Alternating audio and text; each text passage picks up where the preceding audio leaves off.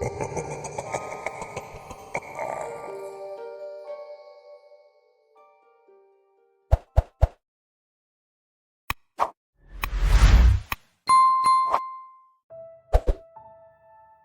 phone call came with violence on a windy night at the end of a cold November. My phone vibrated loudly on the table, shaking the glass of water beside my bed, sending droplets over the sides. I woke with a start, turning over to grab my phone. I read the name running across the screen. I put the phone to my ear. "Hello," I answered groggily. My brother was on the other end of the line, crying, and there was screaming in the background, loud, like someone was dying. The screams would pause, then start again, louder than before. Jason, are you there?" he said, panicked, sobbing. His voice kept drifting in and out.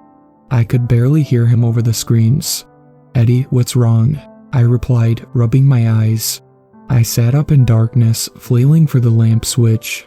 I flicked it on and climbed out of bed. The screams kept getting louder. It sounded like Jason was right next to whoever it was. "He's dying, I think he's dying." "Who's dying?"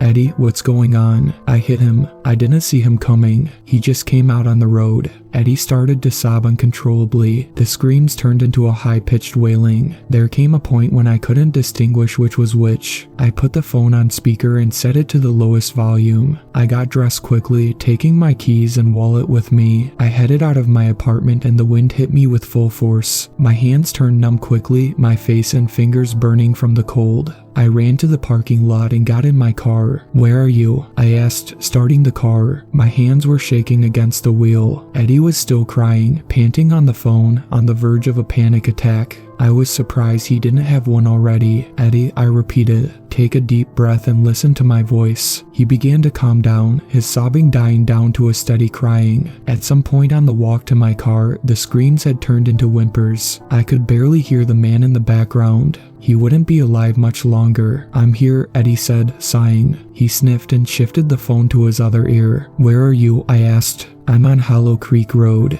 I swore softly and shifted the car into reverse. Of course, it was Hollow Creek Road. It couldn't have been anywhere else, perhaps on the highway or in a neighborhood. No, it had to be that road. It was just my luck. This would be all over the papers, stirring the whole town again into panic and excitement. Let me explain. Hollow Creek Road is a back road on the outskirts of town. It's commonly known not to drive there, especially at night. Reports in the paper and word of mouth from locals have been spread around for years about the place. From strange disappearances, UFOs, and Bigfoot, to even shapeshifters, the road is a place of local legend all around the holler. But if you asked me, I think most of it could be chalked up to mass hysteria. Most unusual circumstances have normal explanations. But living in one of the smallest towns in Virginia, locals can't help but want some bit of notoriety, some small drop of excitement or attention every once in a while. Point Pleasant, West Virginia, and the legend of the Mothman is a great example of this. My town and the local legend of Hollow Creek Road and its occurrences is no different. "Okay, I'm on my way," I said, stuffing away my annoyance. Thank you, Jason," Eddie replied, crying steadily still. "You need to call 911, can you do that? If the guy is dying, he needs an ambulance." Eddie was silent on the other end when suddenly the phone call ended, without any forewarning. I didn't believe it for a second until I checked my call history. I tried calling back, but it was sent straight to voicemail. "Shit," I said. "Shit." I put the car in drive and sped into darkness. The drive couldn't have been too long. I didn't check my phone the whole time, not as much as I should have, at least. I was speeding down empty roads, taking turn after turn. After a while, it becomes a blur of light and darkness. The white, dotted lines merge into one. The double yellow lines seem to disappear into the pavement until there's a blank road full of space. This is what I think is so terrifying about any kind of back road at night. There are no lines on those roads, it's just space. Driving there at night, with only your headlights and the trees around you, God knows how you're able to keep track of where you are, what is real, or what is an illusion. Every back road has those qualities, a sense of complete isolation, smoke and mirrors, thinly veiled to hide something much more sinister behind it. I turned onto Hollow Creek Road and drove at a steady pace. I kept my high beams on and went slowly around the corners, keeping my eyes on the woods for deer and toward the road ahead for any other drivers. For a while, there was nothing but forest and road. For a moment, I stopped in the middle of the road to finally check my phone. Nothing, no notifications, no service either. Of course, I could always use the emergency SOS call on my phone if we needed that much help. For a moment, I considered it, staring at the red swipe. I took a deep breath, shut my phone off, and drove on. Looking back on it now, I should have known how bad it was going to be with the way that man had been screaming. But I can't blame myself for things that could have been, only with things that are now. And there are a lot of things now, I can assure you. After what seemed like hours, I eventually came upon the crash, though it didn't look like much of a crash from my view. Eddie's car was in the middle of the road, seemingly parked there. I couldn't see anything in front of it, not from my view at least. Eddie was nowhere in sight either. I pulled off to the side of the road and stepped out. The wind hit me again harder this time, nearly toppling me to the ground. I steadied myself on the hood of my car and walked over to the scene. At that moment, the driver's side door of Eddie's car popped open, and he stepped out awkwardly. He stumbled toward me, crying, saying my name. He crashed into my arms and I held him there. He smelled like blood, like copper, and it was in his hair and on his clothes. There was a musky scent on him too, like he hadn't washed in days, which wasn't normal. Eddie was a clean freak. Jason, Jason, he whispered. He shuddered under my embrace. I've got you, I said, holding him. I ran a hand through his hair and kissed him on the head. Holding his head in my hands, I asked him, did you call the police? He shook his head. My phone is dead. That's why the call cut out. I looked at him, into his eyes. He stared back at me, shivering. For some reason, he looked vacant, like his face had been molded to look the way it was, not controlled by muscle or ligaments, like it was sculpted somehow. Listen, I want you to get in my car, I said, giving him my keys. Get warm, take my phone, and call the police using the emergency SOS. Eddie nodded, taking my phone. His hands, I noticed, were bloody too, the fingernails cracked and caked in dirt. I wondered how he'd let them get that bad. After that, just stay in the car while I go take a look. Okay, I added. He nodded. Okay, I love you. It's gonna be alright, I promise. I gave him a final hug and handed him my keys. He took them and sauntered over to the car, struggling to take hold of the handle. He fell into the passenger and closed the door slowly. The car started up, and then I made my way over to the crash. Where the car had stopped almost seemed like it had been staged. The car had skidded sideways, with black tire marks behind it in a last-ditched effort to stop. The headlights were still shining, and when I walked around to the driver's side door, I could see what lay in the road in front of the car. It was a man, completely naked and covered in blood. There were cuts all over his back, open like bloody mouths. I half expected them to be embedded with rows of teeth. Blood ran out from all of them, like fingers running down his skin. He was pale in the light, and the red shined out almost in a pink tone. The man wasn't moving. There were no screams or whimpers. I walked over to him slowly, crouching close to the ground. I avoided the puddle of blood all around him, no longer steaming. The wind blew harder and almost knocked me again to the ground as I squatted next to the man. I touched his back and it was frigid. I was afraid if I touched the blood my fingers would stick there like a tongue to a metal pole. The giant cuts were numerous. The accident couldn't have caused this. Something wasn't right. What the fuck? I muttered, prodding the body. I didn't want to see him from the front, afraid I might be sick, but also to honor some memory of this man. But I was also curious to see if it was horrid from the back, how much worse it could be from the front.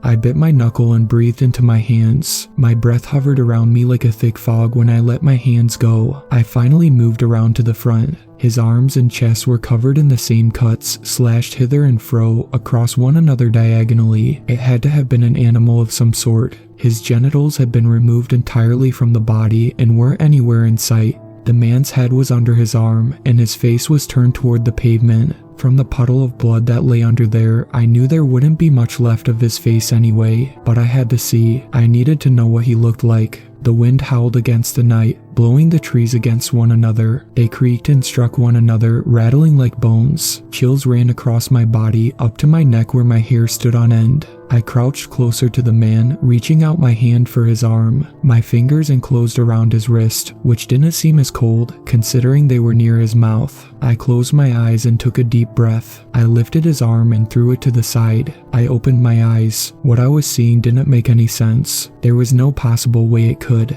My breathing stopped, and slowly I stood up and backed away from the body. The face was all cut up, the mouth open, and teeth and part of his gums missing. One of his eyes had been plucked out and lay on the pavement like a golf ball in play. It was surprising to me that I could even recognize a face amongst all that gore, which should have been the last thing on my mind, considering I knew exactly who it was that I was looking at. It was Eddie. It was the face of my brother, smashed into the pavement, frozen blood seeping through his lips. My brother, completely still, dead on the ground. My stomach flipped and I felt a tug in my throat. There was nothing to throw up. I dry heaved and kept walking back, away from the headlights. Everything had turned upside down now. The phone call, the drive there, the interaction with Eddie. Eddie, whoever I'd talked to on the phone and in person, and who now was sitting in my car, wasn't my brother. Why hadn't the cops arrived yet? I stuck my hands in my pockets for my keys, and then I remembered. He had them. I almost laughed at the awfulness of it. The sheer shock nearly sent me into fits of laughter. You see it in every horror movie and read it in every horror novel. No phone, no keys, no way out.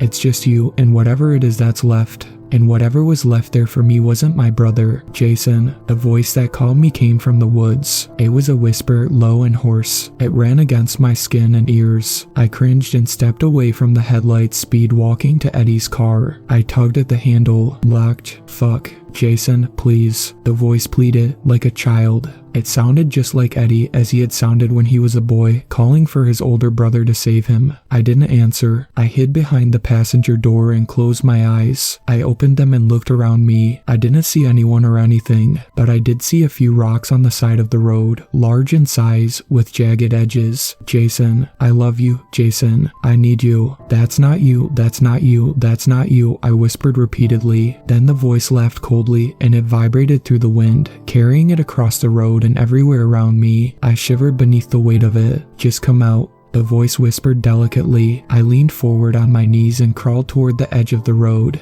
I picked up the largest rock there was, and then a smaller one beside it. I held them in my hands and leaned back against the car again softly. I hoped it hadn't seen me. You know I love you. The voice tittered, in a voice that sounded like Eddie's, except it was broken up. It merged from older Eddie to younger Eddie in quick succession. In one motion, I lifted myself on one foot and crouched around the side of the car. The headlight blinded me for a moment, and then I could see clearly across the road to where my car sat. The passenger side door was open, and muddy footsteps trailed on the pavement, leading toward the forest, into the dark. Beyond the car, I could see a figure in the woods. It was still, slender, pitch black even in the darkness. I couldn't tell if it was watching me, but I had to take the chance that it didn't know yet. I threw the smaller rock at the side of my car, near one of the back windows. Immediately after, I stood up on both feet, lifted that other rock, and smashed the passenger seat window. It cracked but didn't break. I heard the swift patter of footsteps from a distance. I panicked and hit the window again, and it shattered. Frantically, I reached my hand in, cut my fingers on the glass, and pulled on the handle from the inside.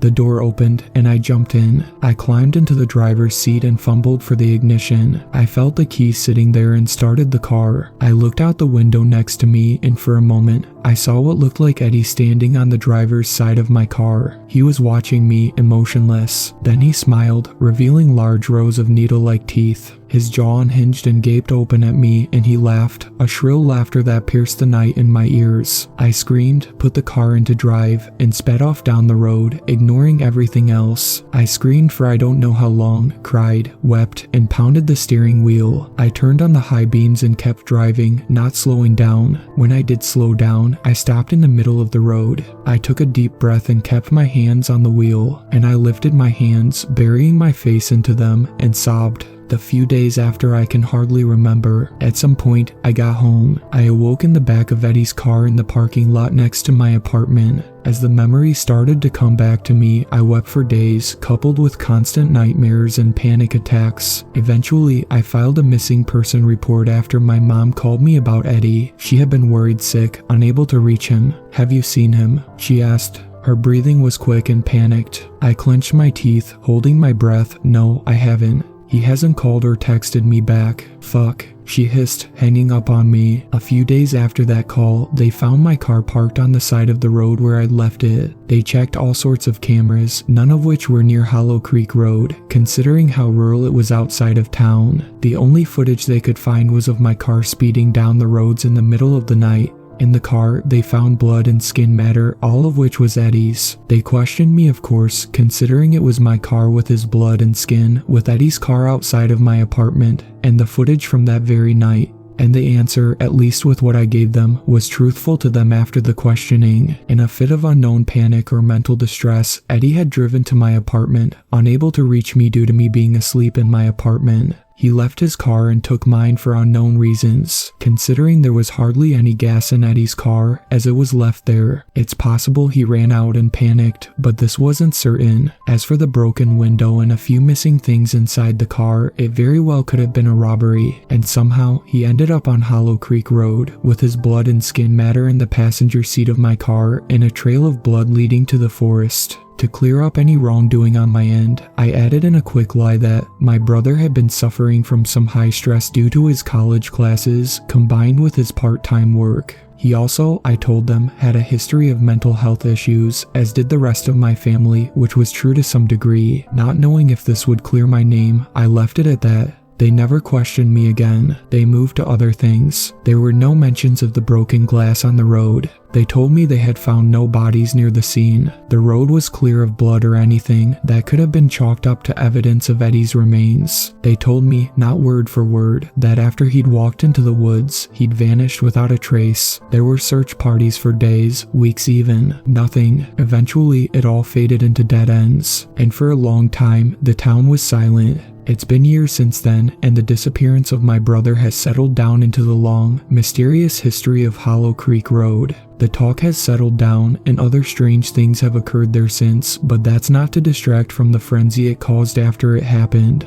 There was talk everywhere, as I mentioned earlier, like what happened the night he vanished, and what kind of creature had gotten a hold of him to cause all that blood. But this talk never leads to conclusions, only speculations of attention-desperate townsfolk. Even though it's been so long, I don't go outside anymore. If I do, the local residents will immediately know me and bombard me with questions. Were you there that night? When did you see him last? They saw your car on the stoplight cameras. Were you going to see him? What happened to Eddie? Honey, where is my son? And I cannot answer them and never will, so long as I live. Sometimes, I struggle to answer these questions, even though I know the answers. I cannot grasp the truth they might reveal to me or anyone else who hears it. It's too much to bear. I might be crushed beneath the weight of it, smushed against a cold back road in the middle of the night. I've kept a handgun on my nightstand since then, of course, just in case it comes back, or even worse, comes for me. I'd like an easier way out if anything. Sometimes, I wonder what my brother had been thinking in his final moments, if he knew what it was, if he accepted his fate or had fought.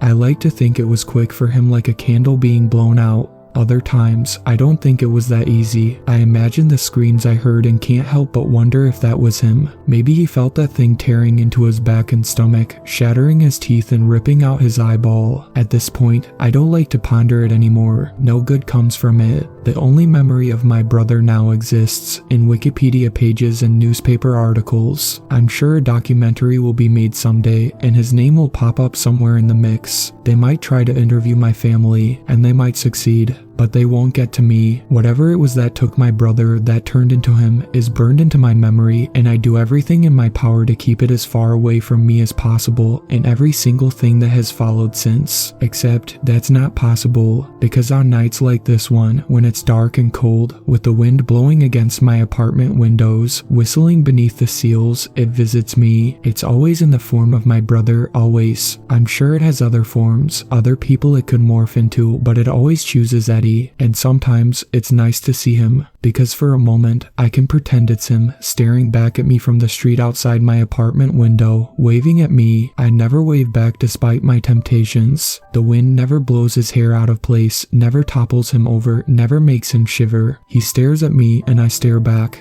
It's like a horrible game of who can look away first. It's funny when I think about it sometimes. Eddie and I used to play that game as young boys. I wonder how it knows that. It makes me want to smile even more, and I almost smile every time, until it smiles back at me, jaws unhinged, darkness beyond them, with white rows of needle-sharp teeth and eyes, light blue, that glitter like jewels in a treasure chest. And then it laughs.